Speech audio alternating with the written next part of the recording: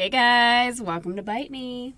Man, I think I mentioned last episode that I work 4 or 5 jobs.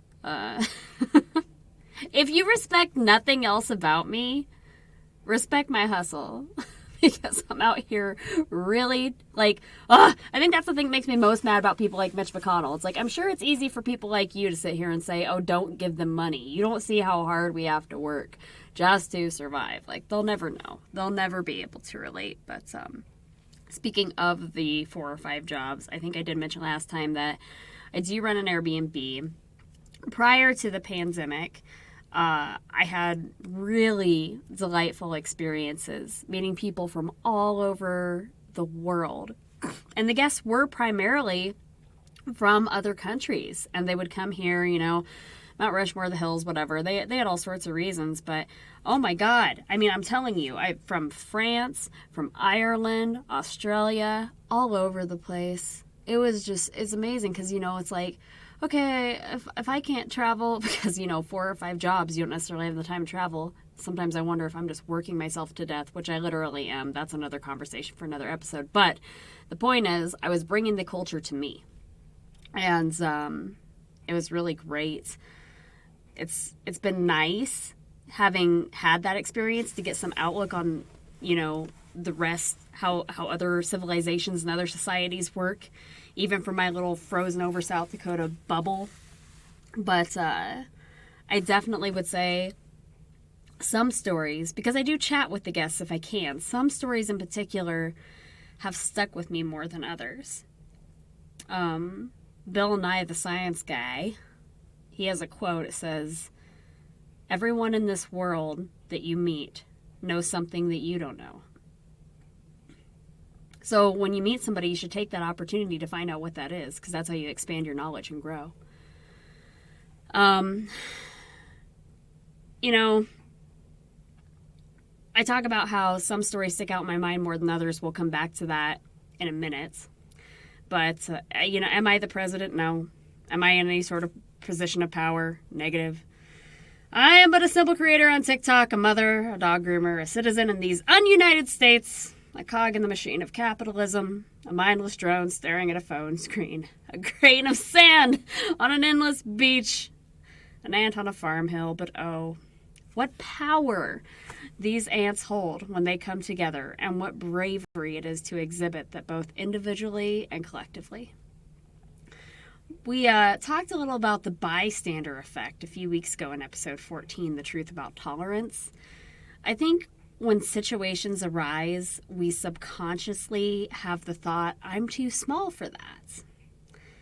The thought that we make no difference, so what's the point? I will tell you why what you do does make all the difference, even if seemingly no one else seems affected by your will to do so. So coming back to the story thing. A few years back, when I started Airbnb, I had a guest come through from Australia named Alan with 2 A's, A-L-A-N. He frequented the reservation here, and he sought to improve their conditions.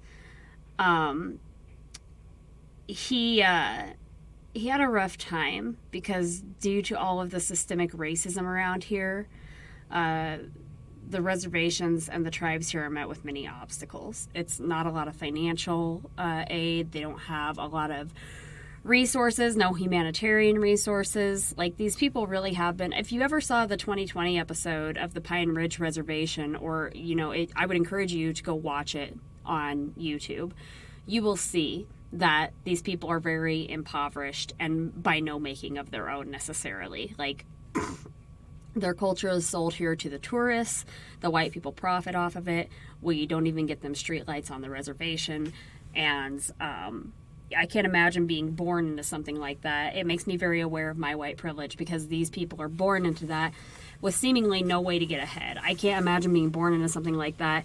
And then, there's people who do it, but again, all of the odds are against them. So even somebody coming to the reservation and trying to help them will be met with quite a bit of strife, because the politicians here are so very hesitant to help the Native American people.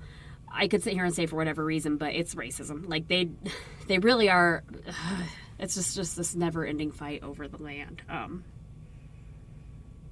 You feel like it'll never end. But Alan, I asked him, you know, back when I was a little less sensitive to the issue than I am now, I ignorantly asked, you know, if you aren't making any progress out at the reservation, then why do you do it? Because he had expressed to me, you know, that he had great struggle. And so after I asked him that, that's when he told me the story of the bird and the fox, all right? So take some of my sources with the story with a grain of salt, because I don't know if this is a native or Australian tale, or if it was just something contrived in his mind or something he heard from somebody else. But the story goes that there is a tiny young bird in a vast field flying a kite, minding all of his damn business, when slowly a crafty fox creeps up the hillside and slyly asks, "What you got there?" And the little bird meekly replies, "A kite." And the fox starts laughing, roaring heartily, and he says, "Oh, kites! That big old kite in the air! You're gonna hold that?" And the bird, struggling to hold on to the large kite, responds, "Uh-huh." Less amused now, the more irritated the fox boasts, "Oh, a little thing like you. You think you're gonna be able to hang on to that great big kite for that long? Look at those little legs." And the bird shrugs, and he looks at the fox and he says, "One does what one can with what one has." As the bird continues to struggle, the fox strays away. We don't know how long the little bird held on to the kite after that. The point is, he tried. There's something to be said for knowing that you're going to lose and doing it anyways. That's not to be confused with self-care and knowing your limits, as we discussed in the last episode, but rather the will to fight in general. You might not change everything, and you might not change everyone, but you will change some things ultimately. And if you've got the will to do so, isn't that what it's all about? How cool is that story, you guys? I think about it every day. In moments of weakness, moments of defeat.